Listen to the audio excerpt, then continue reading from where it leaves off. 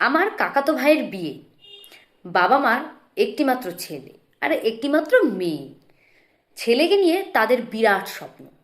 ছেলে দেখতে রাজপুত্র না হলেও দেখতে কিন্তু বেশ সুপুরুষ।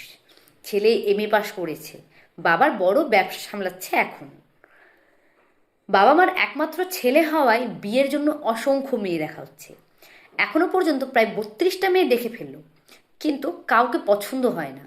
কখনো ছেলের পছন্দ হয় না, কখনো বা ছেলের মায়ের, কখনো মেয়ের নাক লম্বা, কখনো আবার কোনো মেয়ে খাটো।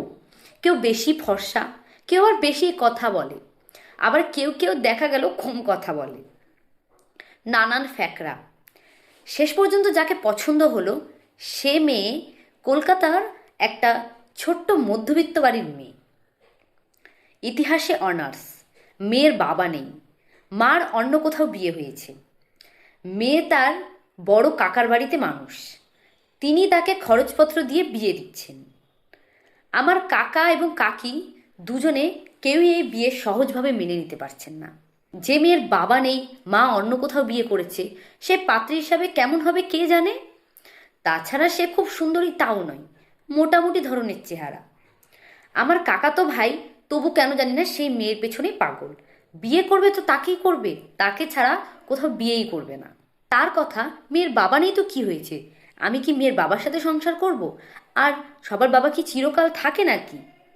মেয়ের মার বিয়ে হয়েছে তাতে অসুবিধাটা কোথায়? কম বয়সে স্বামী হারিয়েছে, তাই আবার বিয়ে করেছে, এতে তো কোনো অসুবিধা নেই। আমাদের দেশে এমনিতেও বিধবা বিবাহ আইন আছে। কাকা কাকিকে শেষ পর্যন্ত মত দিতে হলো, তবে খুব খুশি মনে মত দিলেন না, কারণ মেয়ের বড় কাকাকেও তাদের খুব অপছন্দ। লোকটা নাকি অভদ্র চূড়ান্ত, ধরাকে সরাজ্ঞান করে, চামার টাইপ। বিয়ের দিন তারিখ ঠিক হলো। বিয়েটা ঠিক হয়েছে আগামীকাল, অর্থাৎ বুধবার।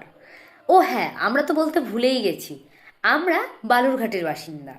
এখান থেকে যেতে কলকাতায় অনেক সময় লাগবে। কলকাতার একটা ছোট্ট গ্রামেই মেয়েটির বাড়ি, তাই আজ কাক ভোরেই বাস রওনা হবে। একটা ছোট মাইক্রোবাস ভাড়া করা হয়েছে।